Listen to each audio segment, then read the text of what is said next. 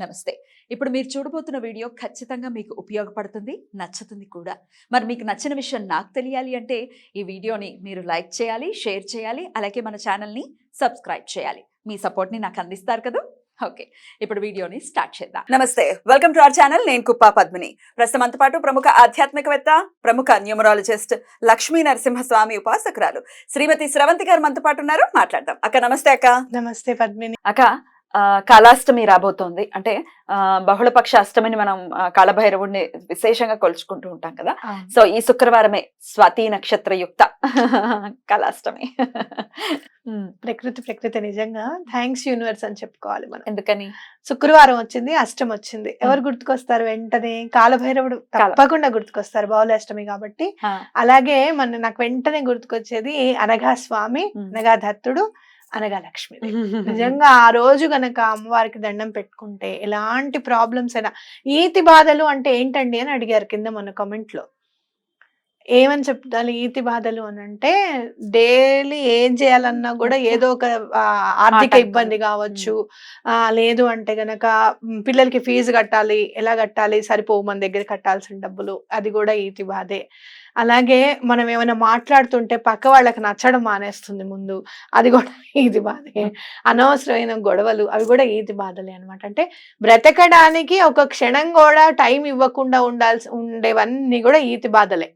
Okay, అది ఈతి బాధలన్నీ కూడా తొలగిపోతాయి. మన ఇబ్బందులు ఇంకేమైనా అనుకోవచ్చు. నిత్య దైనందిన జీవితంలో గృహస్థాశ్రమంలో ఉన్నామంటే ఖచ్చితంగా ఉంటూనే ఉంటాయి. ఇంకొకటి మీకు అందరికీ కూడా, ఎవరైతే ఏల్నాటి శనితో బాధపడుతున్నామో, ముఖ్యంగా మీనరాశి వాళ్ళైతే నాకు ఎంత మంది కాల్స్ చేస్తారు, ఇప్పటికీ కూడా చాలా బాధలు పడుతున్నామమ్మా మేము అని చెప్పి. ఎందుకంటే మీరు మైండ్ సెట్ ని అట్లా పెట్టేసుకున్నారు. మీనరాశి వాళ్ళని చాలా భయపెట్టేసేటట్టుగా చాలా మంది రాయడమో చేయడమో. ఒక్కొక్కసారి థంబ్నెయిల్ చూస్తే కూడా భయం వేస్తుంది మనకి. లోపల మ్యాటర్ కదా. ఆ థంబ్నెయిల్ చూసి కూడా ఈ బాబాయ్ అదే గుర్తుండిపోతూ ఉంటుంది. అసలు నా సజెషన్ ఏంటంటే అట్లా భయపెట్టేవి చూడకుండా ఉంటే బెటర్ కదక్క.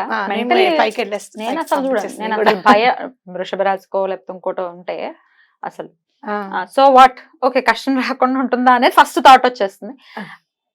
ఆల్రెడీ కష్టం రాబోతోంది, ఇది విని ఇంకా కష్టపడతాను నేను, అవసరం ఇది నాకు అని చెప్పి ఐ డోంట్ సీ. సో అది ఫాలో చేయడం బెటర్ ఫర్ మెంటల్ పీస్. ఎవరికైతే శని దోషం ఉంది అని మీరందరూ కూడా బాధపడుతున్నారో, ఆ రోజు నిజంగా చెప్పాలంటే అత్యంత పుణ్యప్రదమైన రోజు. ఎందుకంటే నరసింహస్వామి నక్షత్రం, స్వాతి నక్షత్రం కూడా కలగలిపి వచ్చింది మనకి. కాబట్టి ఆ రోజు మీరు తప్పకుండా కూష్మాండ దీపం తప్పకుండా పెట్టుకోండి. గురువారం రోజే తెచ్చేసుకోండి. శుక్రవారం రోజు చాలా మంది తీసుకురారు గుమ్మడికాయ, తెల్ల గుమ్మడికాయ తీసుకురారు, బూడిద గుమ్మడికాయ అని అంటారు, తీసుకురారు. సోమవారం రోజు అసలు ముట్టుకోరు. గురువారం నాడు తెచ్చేసుకోండి చక్కగా. ఉన్నంతలో కొంచెం చిన్నదిగా తెచ్చుకోండి. ఎందుకంటే దీపము నూనె బాగా పడుతుంది కదా, కొంచెము అలా ఇబ్బంది పడే వాళ్ళు కూడా ఉన్నారు. నిండుగా వేయాలి, నిండుగా వేయాలి. కాబట్టి మీరు నేను ఈ నూనె ఆ నూనె అని చెప్పి నేను అన్నాను. ముందు ఏదో ఒక నూనెతో, మరి వంట నూనె కాకుండా, మళ్ళీ మేడం చెప్పేశారు వంట నూనె అని అనుకోవద్దు, వంట నూనె కాకుండా దాంతో పెట్టండి ఫస్ట్. తర్వాత అది నువ్వుల నూనె మనం అంగడికి వెళ్ళి, అంగడి అంటే మళ్ళీ షాప్ వెళ్ళి, గానుగకు వెళ్ళి అక్కడ నువ్వుల నూనె ప్రత్యేకంగా తెచ్చుకునే స్తోమత తప్పనిసరి పరిస్థితిలో శని భగవానుడు తప్పకుండా కల్పిస్తాడు. ఎందుకు అనంటే శని భగవానుడికి కాలభైరవుడిని పూజిస్తే చాలా ఇష్టం ఆయనకి, చాలా ఇష్టం. కాబట్టి మీరు కాలభైరవుడు అనేసరికి మనకి కాశికాపురం అంటే కాశీ విశ్వేశ్వర స్వామి దగ్గర అదే గుర్తుకొస్తుంది, కాశికాపురాధినాథ కాలభైరవం. ఎంత చక్కగా మాట వింటాడంటే కాలభైరవుడు. నేను ఏల్నాడు శని ఉన్నప్పుడు నేను ఆ గుడికి వెళ్ళడం జరిగింది. ఎక్కడక? దిల్సుఖ్ నగర్ లో మన కంచి కామకోటి పీఠం వారిదే ఉందన్నమాట, గుడి ఉంది, శివుడిది గుడి ఉంది. సాయిబాబా గారి గుడి పక్కనే రోడ్ మీదే ఉంటుంది. ఇంకా ఇది అక్కడికి వెళ్ళినప్పుడు ఎంత బాగుంటుందో అసలు. కాలభైరవుడి ప్రతిమ, స్వామి ఉన్నారు అనేది నా మనసుకి ప్రస్ఫుటంగా నాకు అనిపించింది అనమాట. అక్కడికి వెళ్ళి దండం పెట్టుకున్న తర్వాత చాలా ప్రాబ్లమ్స్ కి సొల్యూషన్ దొరికింది. నా మనసు చెప్పింది నువ్వు ఇలా చెయ్యి అని చెప్పి. అక్కడే మనకి పక్కనే మనకి నవగ్రహాలు కూడా ఉంటాయి. అక్కడ నేను నీలాంజన సమాభాసం రవిపుత్రమేమాగ్రజం ఛాయా మార్తాండ సంభూతం తం నమామి శనేశ్వరం. అక్కడ అది చదవాలి అనేది స్ఫురణకి కలిగింది. నాకు ఎవ్వరు చెప్పలేదు పద్మిని ఇలా చదువు, ఇలా చెయ్యని. నా మనసుకి ఆహా ఈయనకి నెమ్మది అంటే ఇష్టం, సౌండ్ అంటే ఇష్టం ఉండదు, ఈయనకి డిసిప్లిన్ అంటే ఇష్టం, మనం నెమ్మదిగా నడవాలి, మన గాజుల సౌండ్ కూడా అవ్వకుండా జాగ్రత్తగా చేతుల ఇలా పెట్టుకొని నెమ్మదిగా పరిగెత్తేస్తూ ఉంటారు 18 అనేసరికి. అలా కావద్దు, మనం నడిచేటప్పుడు ప్యాంట్ సౌండ్ కూడా అవ్వకూడదు.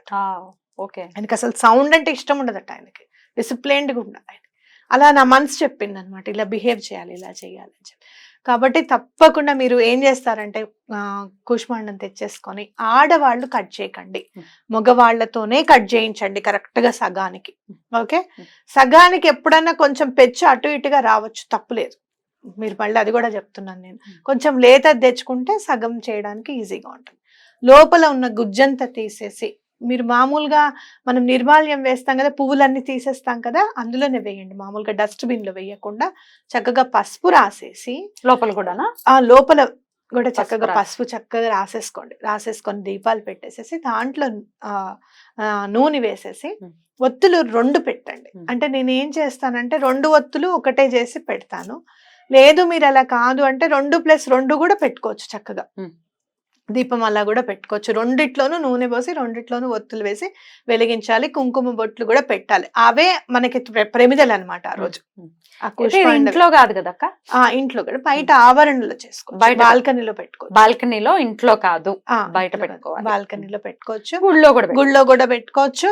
మీరు గుడికి వెళ్తే, ఇంట్లో అయినా సరే గుడికి వెళ్ళినా సరే తప్పకుండా విస్తరాకు తీసుకోండి. చాలా మంది పేపర్ ప్లేట్స్ తీసుకెళ్ళిపోతున్నారు. ఒకవేళ నిజంగా మీరు పేపర్ ప్లేట్ తీసుకెళ్తే కనుక విస్తరాకులు కూడా పేపర్ ప్లేట్స్ లో వస్తున్నాయి ఇప్పుడు, విస్తరాకుల్ని మౌల్డ్ చేసి అలాంటివి తీసుకెళ్ళండి. ప్లాస్టిక్ వాడకండి, ప్లాస్టిక్ పేపర్ ప్లేట్ అసలు వాడకూడదు. మీరు ఏం చేస్తారంటే చక్కగా ఈ మనకి ఇవి దొరుకుతాయి కదా, అరటి చెట్టు ఆకులు దొరుకుతాయి, అరిటాకులు దొరుకుతాయి. అరిటాకుని సగం చేసేసుకోండి, తప్పులేదు. సగం చేసేసుకొని దాంట్లో ఉప్పు వేసి పెడితే నిలబడుతుంది అనమాట. 1 కేజీ ఉప్పు కొనుక్కోండి, తప్పలేదు. రాళ్ళుప్పు శుక్రవారం కొనుక్కుంటే ఇంకా మంచిది. గురువారం నాడు కూష్మాండం తెచ్చేసుకొని శుక్రవారం దానికోసమే ప్రత్యేకంగా రాళ్ళుప్పు తీసుకొని వచ్చి 2 చక్కగా బేస్మెంట్ లాగా పెట్టేసేసి నవధాన్యాలు వేయాలి. పైన కొంచెం నల్ల నువ్వులు వేయాలి. దీపంలో కాదు, దీపం పైన ఇట్లా ప్లేస్ ఉంటుంది కదా, కూష్మాండం లావుగా ఉంటుంది కదా, మీరు పసుపు రాస్తారు కదా, దీపం పెట్టేసిన తర్వాత నల్ల నువ్వులు దాని మీద కొంచెం ఇట్లా జల్లండి. కింద ఉప్పు పైన కింద ఉప్పు బేస్మెంట్ లాగా ఉంటుంది. ఆ ఉప్పు పక్కన ప్లేస్ ఉండేటట్టు చూసుకొని అక్కడ నవధాన్యాలు జల్లి పెట్టండి. చాలా మంచిది. శని భగవానుడు ఎంత ప్రీతి చెందుతాడంటే అంత ప్రీతి చెందుతాడు. ఎందుకంటే అష్టమి నాడు మీరు అమ్మవారికి కూడా పూజ చేసినట్టు. మీరు చూస్తే గనక లలిత అమ్మ చేసుకుంటాను స్వామి అని చెప్పి దండం పెట్టుకోండి. డెఫినెట్ గా వినియోగించుకోండి కాళాష్టమిని. Thank you so very much అక్క. నమస్తే.